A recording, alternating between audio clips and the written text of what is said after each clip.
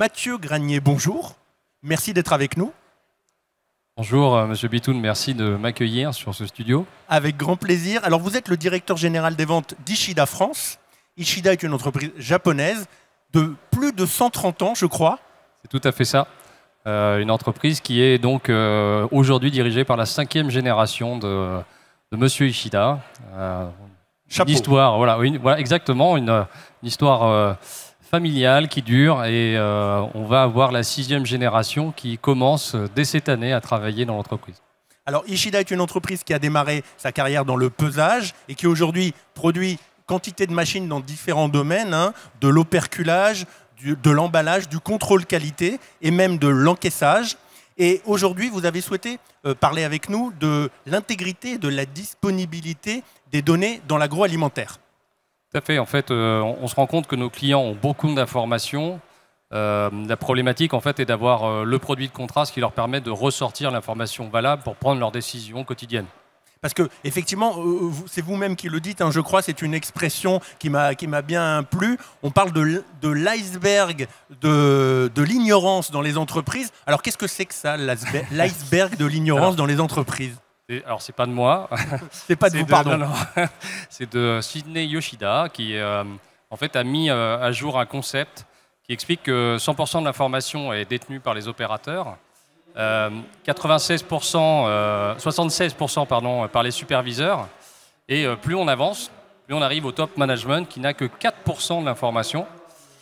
Le problème étant que pour prendre des décisions quotidiennes ou qui vont impacter l'entreprise, bien, ils n'ont pas assez de flux d'informations pour pouvoir prendre la bonne décision.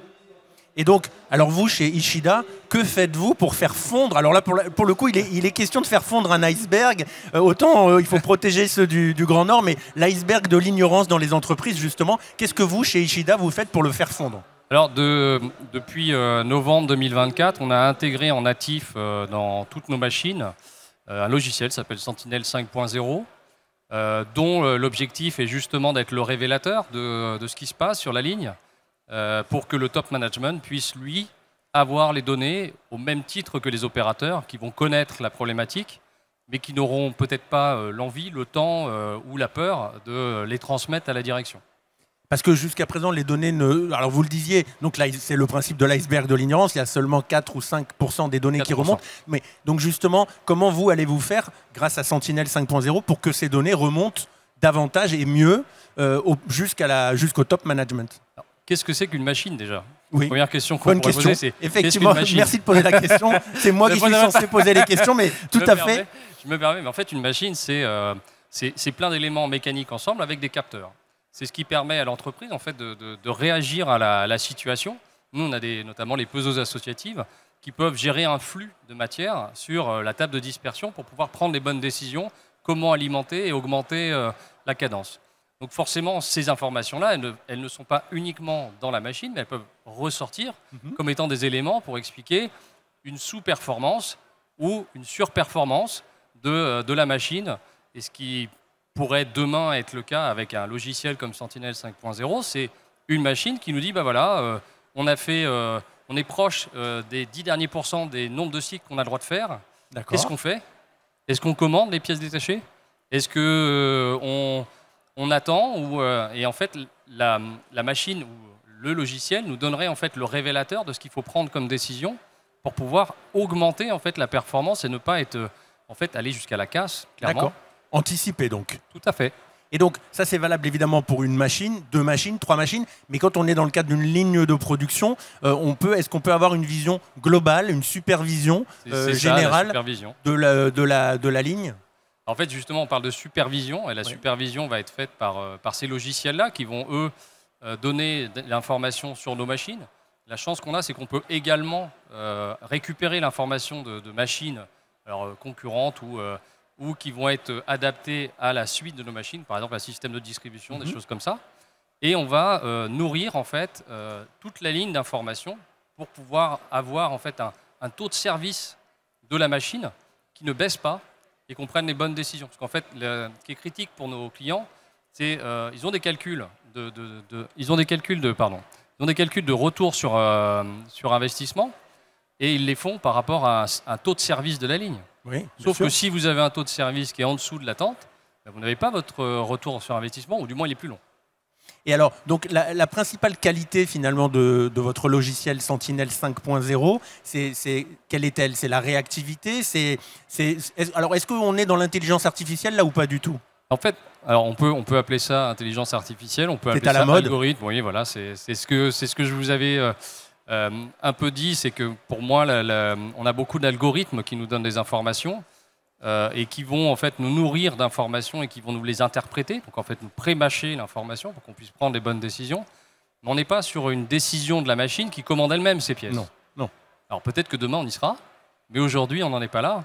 Pour imaginer la même chose pour nos voitures, où par exemple on aurait des commandes de pneus qui auraient été faites parce que la voiture aurait détecté qu'il faut avoir les pneus demain. Bon, on n'en est pas là. Non. Mais on a quand même de l'information qui nous vient et derrière en fait des révélateurs sur ce qui se passe. Alors je vais prendre un exemple précis. Quand vous avez une peseuse associative. Ouais. Alors une peseuse associative, vous en avez parlé tout à l'heure, c'est peut-être pas évident pour tout le monde. Qu'est-ce que c'est qu'une peseuse associative qui est le métier de base de Ishida, hein? Alors oui, là, la peseuse associative, donc c'est une machine qui a été créée par Ishida en 1972 pour un client. L'objectif étant en fait d'associer mécaniquement des pesées pour gagner en cadence, parce que ça remplaçait les opérations manuelles de l'époque. D'accord. Et associative, ça veut dire qu'on peut faire des séparations de la machine pour pouvoir associer plusieurs produits différents dans un même sachet, une même barquette. On peut faire par exemple des plats préparés. Différents composants, de poids différents, etc. pour faire un ensemble. C'est ça qu'on dit associatif. Et on associe des doses qui ont été sélectionnées pour faire le poids demandé. On va avoir des bennes de pesée qui vont avoir des poids et qui vont les associer pour faire par exemple les 250 grammes que vous voulez faire au bout. Et en fait, ce que je vous disais, c'est que si une machine ne performe pas, c'est parce que mécaniquement, on n'a pas respecté les bases de son fonctionnement. Donc là, on va avoir l'information en temps réel que quelque chose ne fonctionne pas. Mmh. Et on va même peut-être aller jusqu'à pourquoi ça ne fonctionne pas. Parce que si on regarde la peseuse associative qui est une circulaire, par exemple, vous allez voir qu'un côté de la machine fonctionne plus que l'autre. Donc anomalie. Donc anomalie, parce que vous avez besoin de tout l'ensemble de la machine pour pouvoir faire correctement les doses et la cadence. Mmh. Donc en fait, vous diminuez votre performance en plaçant mal votre produit qui va tomber sur la peseuse associative. Tout ça pour dire que le manager qui est à distance, qui va gérer plusieurs sites et qui va voir des chiffres qui ne sont pas bons, va pouvoir lui interpréter à distance ce qui se passe. D'accord. Et sur un simple coup de fil, résoudre un problème. Plutôt que d'attendre. C'est simple comme un coup de fil. Ça me rappelle un slogan. Oui. et alors justement, la restitution des informations, des données, elle se fait sous quelle forme? Parce que bon, des tableaux Excel, etc., on en connaît, on en a tous vu, tout le monde en reçoit. C'est assez difficile à interpréter parfois. Est-ce que justement, avec Sentinel 5.0, vous avez travaillé aussi sur la restitution de l'information? Oui. Faites bien de me poser la question, parce qu'en fait, c'est exactement ça. C'est-à-dire que plutôt que d'avoir des données brutes dans un tableau Excel avec des tris croisés dynamiques que vous êtes obligé de faire pour pouvoir interpréter ce que vous avez comme information, là, le logiciel vous les présente. Il vous les présente, il vous donne les données, il vous explique ce qui se passe, il vous donne des données du contrôle qualité. Si on est sur un rayon X, il va vous dire, voilà, on a eu, normalement, on a 0,1% de rejet, on est à 2, qu'est-ce qui se passe? Oui. Et il va nous donner les images, et sur donc les images, alertes. on va voir ce qui se passe. Il y a ça, et le logiciel vous permet, si vous avez des questions, vous ne savez pas y répondre, utiliser un chatbot pour poser des questions un peu comme ChatGPT, pardon de citer un logiciel que personne ne connaît. Mais en fait, on va poser des questions. Ces questions vont nous amener en fait à des réponses qui sont soit natives dans la machine, soit qui vont être dans un manuel et qui vont permettre de corriger les choses.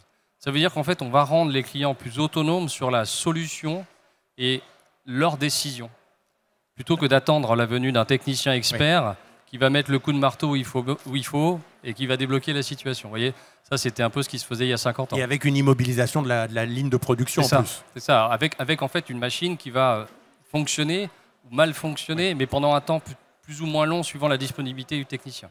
Alors, on l'a dit, l'intérêt de Sentinel 5.0, c'est qu'aussi, c'est un outil de supervision d'un ensemble de machines, donc d'une ligne de production. Ça suppose qu'il y a des machines Ishida probablement dans cette ligne de production, j'imagine, mais pas que. Oui. Vous travaillez aussi sur d'autres types de machines. Est-ce que ça fonctionne aussi sur des machines qui ne sont pas Ishida ou est-ce que c'est pas possible? On peut effectivement travailler avec des machines concurrentes ou des machines qui vont être créées spécialement pour accompagner en fait la production. Il faut juste qu'on ait l'accès, parce que certains vont protéger leurs données, d'autres vont les donner en libre accès, open source, et ça va permettre en fait d'avoir les informations. Mais à chaque fois qu'on a ce genre de situation-là, on est capable de dire voilà, telle ou telle machine on sait faire, telle ou telle machine c'est plus compliqué pour ci ou pour ça.